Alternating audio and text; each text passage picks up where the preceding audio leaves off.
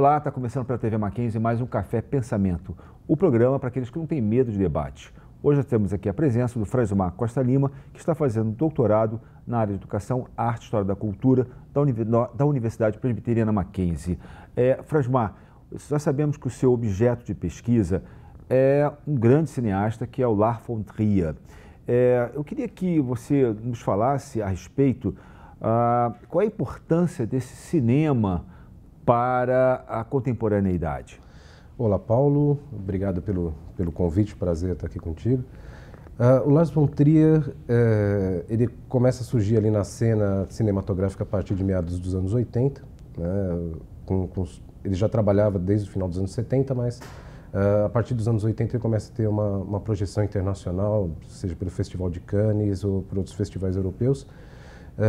E ele tem ganho cada vez mais projeção, né, dentro do cenário cinematográfico. Muitos consideram ele uma espécie de bad boy do cinema, né, um diretor transgressor, um diretor que subverte as regras do cinema, né, o que, de alguma maneira, traz para ele uma grande vantagem, né, em termos da linguagem cinematográfica, porque ele se torna um inovador, né.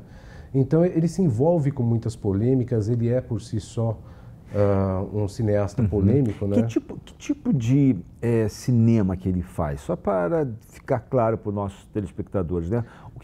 Que tipo de forma... Você disse que ele quebra, digamos assim, as regras do cinema. Que tipo de regras que ele quebra? Por exemplo, ele se considera um discípulo de um cineasta da década de 30, também dinamarquês, que é o Dreyer, né? E na década de 90, final da década de 90, ele, junto com outro cineasta sueco, né, o Thomas Vinterberg, ele propõe, né, uma aproximação do cinema com o real. Né? E aí eles criam um movimento chamado Dogma 95. Só que essa aproximação do cinema com o real é justamente a eliminação de todos os elementos cinematográficos que não estão contidos na realidade da cena. Tipo o quê, por exemplo? Por exemplo, ele é feito com câmera na mão, ele é feito sem a necessidade de iluminação artificial, só pode ter música do filme se ela for executada ao vivo e for executada durante a cena. Né? Então, a realidade está contida na cena, ela é real, mas não tenta criar uma ilusão de realidade. Né? Em termos de linguagem cinematográfica, isso é uma discussão muito profunda, uma discussão muito grande, porque foi justamente a partir da década de 90 que a indústria cinematográfica começa a evoluir e a criar novos recursos, não só audiovisuais, mas com questões de efeitos especiais, questão de animação. Então, toda a realidade criada pela tecnologia é desconsiderada, descartada dentro do Dogma 95. Né? E a polêmica criada foi muito grande. Outra dimensão polêmica que surge com Lars von Trier, por exemplo, os temas que ele aborda. Né? Então, geralmente são temas... bastante polêmicos, né? São polêmicos, são muito incômodos. Né? Por exemplo, um filme que me marcou muito, particularmente, ou que foi o primeiro que me marcou, que é Dogville. Perfeito. Né? Com a Nicole Kidman, maravilhosamente. Kidman, né? Nesse filme, ele trata das questões vinculadas aos instintos humanos, daquilo que há de pior, né? Eu queria que você falasse um pouco desse filme. Perfeito. Dogville é um filme que me encanta, né? Tanto pela questão técnica, né? Porque ele desconstrói totalmente o cenário, né? E aí essa questão da realidade surge de uma maneira muito interessante, né? Porque você tem num primeiro plano um diálogo, ao mesmo tempo que você está vendo toda a cidade ali, e tudo que está acontecendo na cidade no plano de fundo. Né? Essa questão dos instintos que surgem no Dogville, ela é muito uma questão que parte de uma inquietação, de certa forma, do próprio cineasta, né? Uma vez que ele coordena ali não só a direção de cena, mas coordena também o roteiro. Né? E essa inquietação dos instintos, o filme é parte de uma trilogia, né, inacabada, né, que tem o Dogville, tem o Manderley, e o terceiro filme seria o Washington, né, que trataria a questão dos instintos, a questão da liberdade e Washington seria justamente a questão da oportunidade na sociedade contemporânea, né? Só que o Washington prometeu filmar, mas ficou de lado, né? Aí você fala, essa questão dos instintos mostra justamente como as pessoas reagem, né, a partir daquilo que elas não dominam, daquilo que elas não conhecem, né? Então cria-se toda uma ilusão de moral, cria-se toda uma ilusão de um comportamento ético adequado, né? Quando na realidade a intenção que está por trás desse comportamento é outra, né? E muitas vezes uma questão que uma intenção que desconstrói o humano, né, que deveria estar ali presente. E a Nicole Kidman, a Grace, no caso, né, ela é a personificação de quem tenta salvar, de quem tenta resgatar, né, essa humanidade que se faz presente, né? E no final das contas ela acaba tendo que ceder ali, porque né? na realidade o que acaba acontecendo, a impressão que me dá, uma interpretação, que o La Von Trier está nos dizendo, olha, não é porque a pessoa é miserável que ela também não tem ali um instinto de maldade, né? Porque a personagem Grace, ela tem ali controlar os seus instintos, de ajudar ela tenta... o outro, e ela sofre uma série de maldades até que ela assume o seu instinto de, olha, preciso eliminar. Quer dizer, é um filme muito forte, né? Preciso eliminar isso, né? Com certeza. Quer dizer, como a maioria dos filmes do Trier. Qual é a mensagem que você acha que o La Von Trier tá nos dando nesse filme, por exemplo? Eu não vejo, na minha interpretação, não vejo o Lars von Trier preocupado em dar uma mensagem. Ah, que legal. Né? Eu não vejo ele preocupado em colocar uma mensagem para que as pessoas se apropriem daquilo e tomem aquilo como um mote que possa mudar a vida das pessoas. É muito diferente de um cinema romântico, né? Certo. O Lars von Trier, talvez ele siga na mesma linha de um Almodóvar, né? Que cria muito mais uma provocação, né? E quando você acha que ele vai resolver a questão, ele interrompe o filme e fala, bom, daqui para frente é com vocês, daqui para frente é com o meu espectador, né? No Dogville, no caso do Dogville propriamente, eu acho que é justamente isso que está colocado em questão, né? A pessoa tem a esperança, e podemos até dizer que a Grace ali é uma vítima da esperança, né? Tem a esperança de auxiliar, a esperança de ajudar, a esperança de se mostrar uma pessoa boa, né? De melhorar o humano. Melhorar o humano, né? E de repente ela vê que esse humano não vale a pena, né? E quando ela é chamada então a assumir, a tomar ali o seu lugar de poder, né? Ela se vê obrigada a fazer aquilo que é necessário, ao invés daquilo que você deveria fazer. A gente poderia chamar ou dizer que o cinema do La Von Trier é um cinema pessimista? Eu não diria que é um cinema pessimista, mas eu digo que é um cinema que te coloca diante de um paradoxo onde você tem que tomar uma decisão, né? É impossível alguém assistir um filme do Lars von Trier até o final, né? E não se posicionar diante daquilo, ou pelo menos não sair dali com uma grande dúvida onde ele tenha que se posicionar diante daquilo, né? No caso da Grace, né? Ou se pegarmos um outro filme que eu também gosto muito, que é o Melancolia, né? Você fala, diante da imanência da morte, diante da tragédia anunciada e não há o que fazer, como é que eu vou lidar com isso?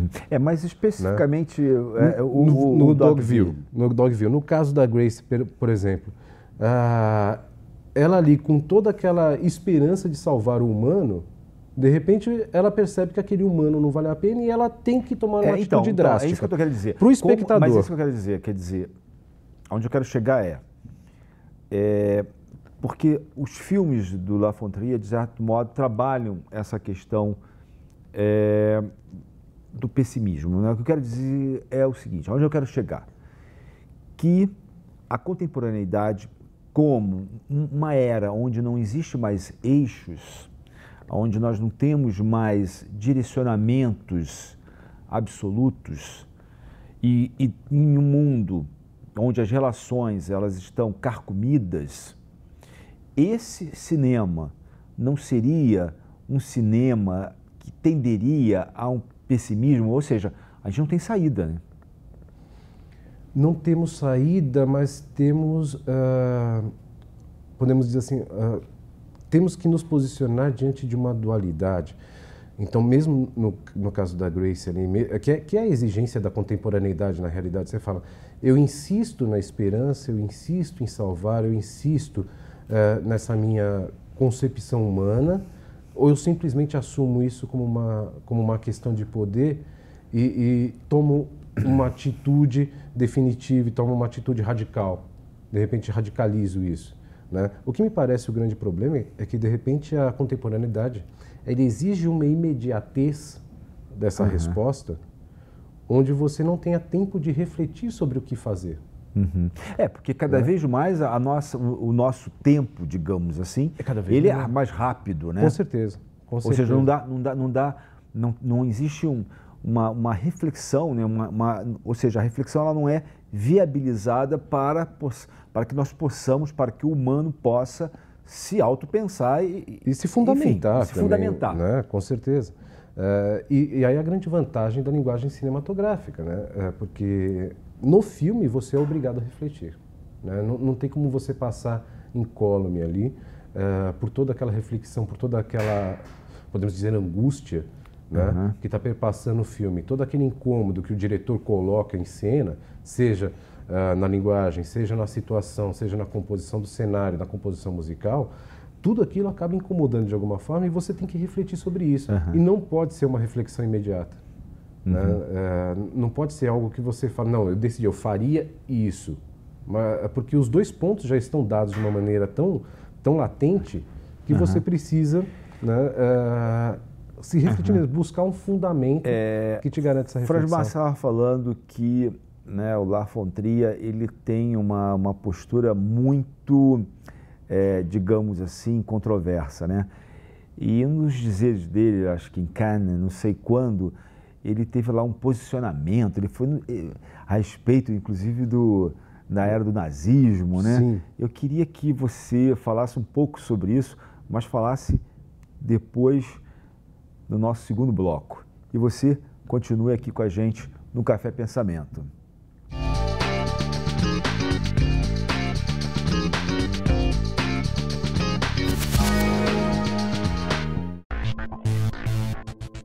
O mundo oferece muita matéria-prima. Pedra, madeira, metais. Mas já imaginou ter que usar tudo isso exatamente do jeito que a gente encontra na natureza? Felizmente, o ser humano aprendeu a manipular os elementos que precisa para atender às suas necessidades. Com isso, ele criou novos materiais, como ligas metálicas, plástico, e aprendeu a aprimorá-los, deixando-os mais resistentes ou econômicos. São séculos de conhecimento acumulado e que hoje pode ser usado pelos engenheiros de materiais. Eles desenvolvem novos produtos, novas soluções e deixam as empresas mais eficientes e competitivas. Quer entrar para esse mercado inovador? Então faça um curso de graduação nessa área. Você vai estudar metalurgia, termodinâmica, bioquímica industrial, física experimental, entre outras matérias.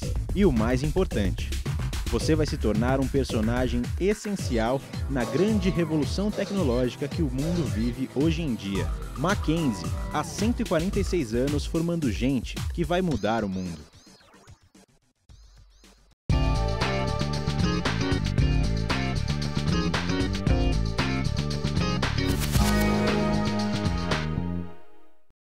Olá, estamos de volta ao Café Pensamento, hoje com Franz Marc Costa Lima, e nós estamos falando sobre o grande cineasta Lars von Trier. Franz Marc, nós estávamos falando no bloco anterior a respeito desse personagem, enfim, que é o Lars von Trier, e que é polêmico. Ele teve um problema em Cannes, não sei quando, propriamente dito, que ele teve umas posturas como defendendo o nazismo, mas foi confuso. Como é que você vê isso, hein? Eu não sei se ele estava realmente defendendo o nazismo, né? É necessário tomar muito cuidado, né? Como falávamos também. A figura do Hitler, né? Como nós temos essa necessidade de imediatez, né? A interpretação às vezes é muito rápida e não paramos para pensar no que realmente foi dito e qual foi a postura. O que aconteceu foi que no Festival de Cannes de 2011, né? Na exibição do Melancolia durante a... tanto que ele tem até botaram... uma tarja, um silver tape na boca dele, né? Acho que é uma das fotos mais emblemáticas dele, né, atualmente.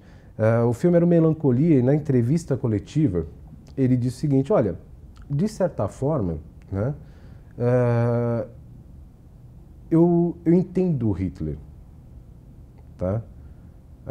É claro que ele fez coisas erradas, é claro que ele tomou posturas muito radicais, é claro que ele fez coisas que não gostaríamos de ver que se repetissem, mas eu entendo o Hitler. No final das contas, ele é um personagem que me traz alguma simpatia. Tá? E aí as matérias que saíram nos jornais... Mas ele tem falado isso de contexto. Você lembra qual é o contexto? O contexto que estava posto ali... Porque quando se tira do contexto, é problemático. É problemático, né?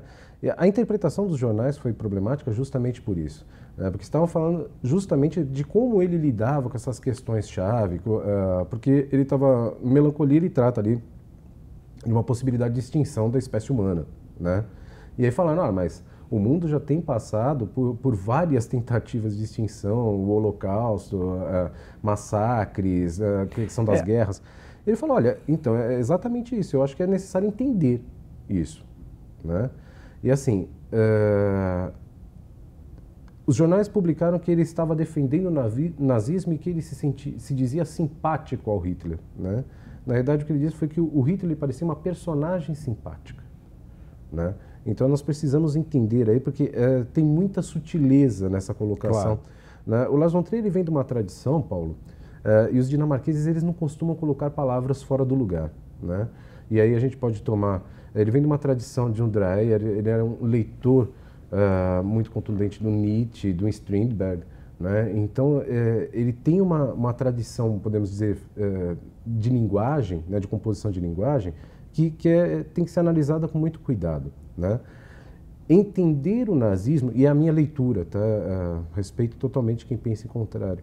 Entender o nazismo, né? Ali me parece significar justamente que é necessário compreender quais foram os motivos que levaram à ocorrência não só do nazismo, como também do Holocausto, e como das outras guerras, e como de guerras étnicas, e como nós tivemos recentemente problemas nos Balcãs, e várias questões na África.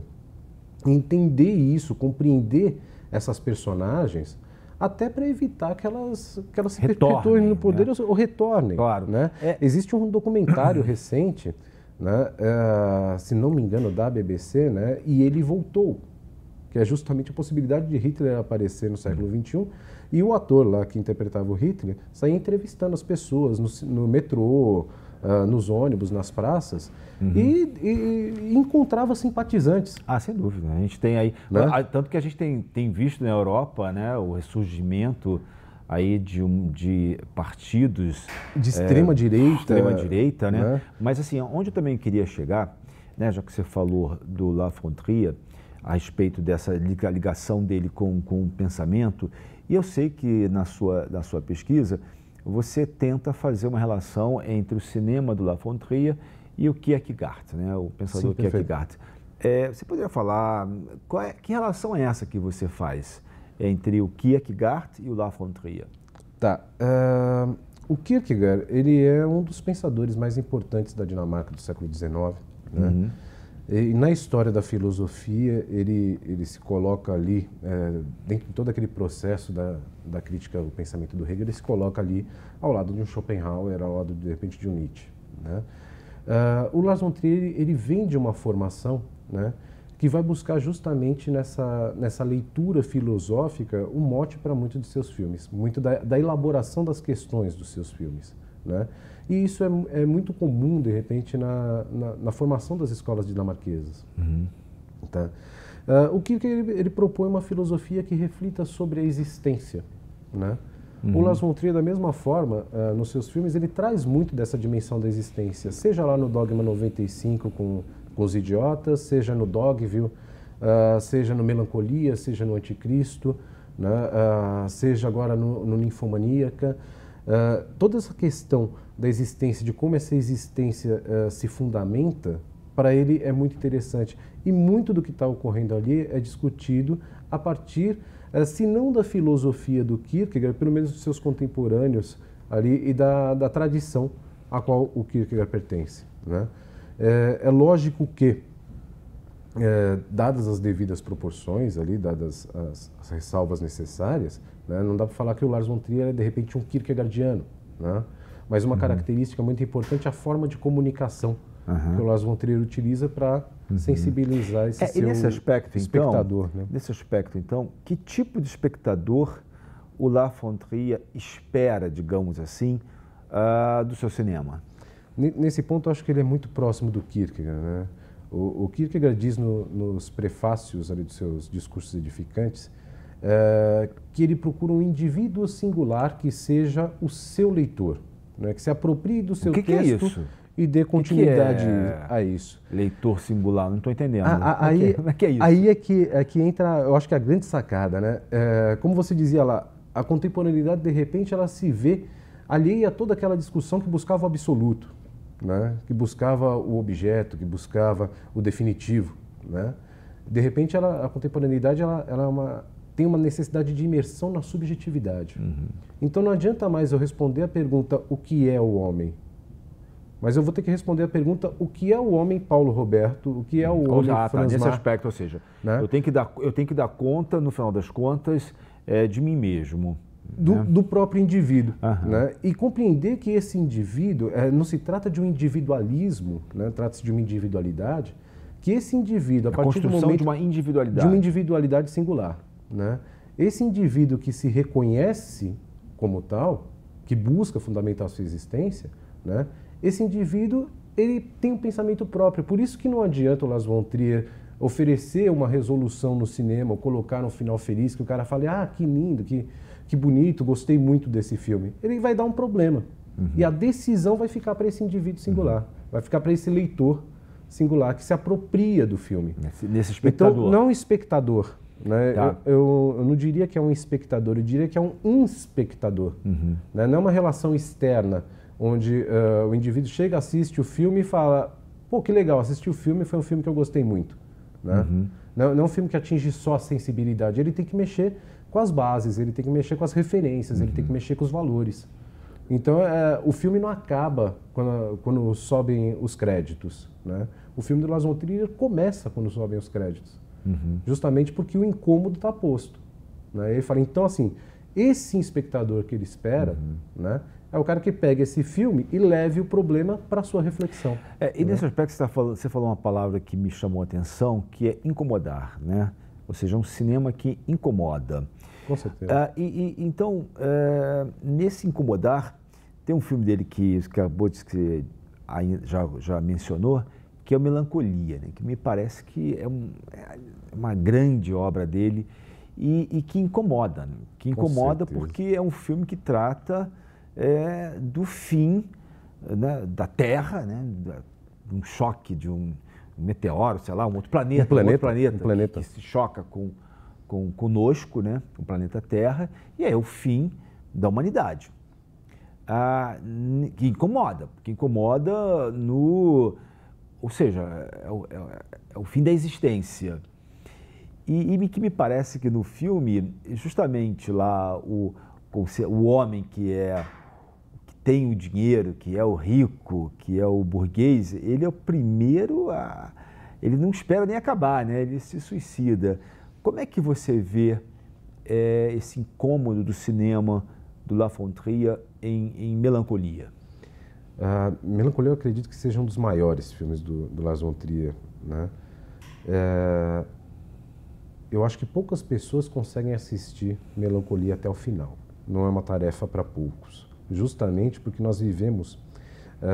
o problema que é tratado ali é essa nossa vivência entre dois extremos, né? Entre a angústia, né, e, de repente, entre o desespero. Né? Então, muitas vezes, o que nós observamos que as pessoas que estão muito seguras, muito confortáveis na sua existência, diante de uma situação onde não há o que fazer, né? E ali, a partir do meio do filme, já percebemos que não vai ter um final feliz. Né? Não tem nenhuma possibilidade de enviar uma ogiva nuclear para o planeta, que vai explodir o planeta, e aí a Terra estará salva. Não é o Armagedon de Hollywood que a salvação vai aparecer em algum momento. Isso não vai acontecer ali. Né? E isso fica bem claro. Então, a pessoa que está muito confortável da sua existência, esperando uma salvação, né, que tem aquela esperança, quando ela perde essa esperança, ela não vai resistir até o final. Ela não sabe lidar com isso, né? E muito menos lidar com serenidade. Né? Serenidade. Serenidade, de repente, é o que falta ali. Né? Aliás, é complicado ser sereno ser na hora sereno do fim, na né? hora que você fala o fim está chegando, né? E não é um fim para mim ou para ti, é um fim para todos, né? Não há mais o que fazer, né? E por outro lado, você tem a angústia que vai falar, olha, então pelo menos eu tenho que ver o que valeu a pena nessa minha vida. Eu tenho que ver o que foi significativo nessa minha existência, né? Pelo menos para conseguir encarar esse fim, né, de frente. Né? E, assim, sem querer dar spoiler, mas uma das cenas que me são mais significativas é justamente as duas irmãs e o garotinho sentados, né, diante do, vamos colocar assim, entre aspas, do pôr do sol, né, aguardando justamente o fim, como se estivessem fazendo piquenique. E você fala, ali tem uma serenidade muito grande. Voltamos àquela questão do Dogville, né? Ele te coloca num paradoxo. Né? O que você opta? Enfrentar a dificuldade, enfrentar a angústia, que pode te libertar de repente, com serenidade, com tranquilidade, por mais que isso cause sofrimento, por mais que isso te traga dor, ou simplesmente fugir da situação, né? Abandonar qualquer esperança. Né? O incômodo está posto. Fransmar, muito obrigado pela sua entrevista. Infelizmente terminamos, né? Eu que agradeço, Paulo. E eu quero agradecer a você que tem nos acompanhado e até o próximo Café Pensamento.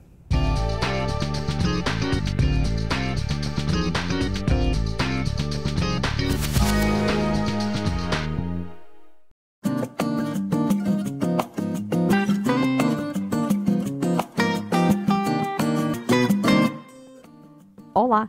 O livro que eu vou recomendar chama-se Um Líder Sem Título. O escritor Robin Sharma. É um livro arrojado, é um livro difícil de leitura, mas é um livro que vai mudar a sua vida. Boa leitura!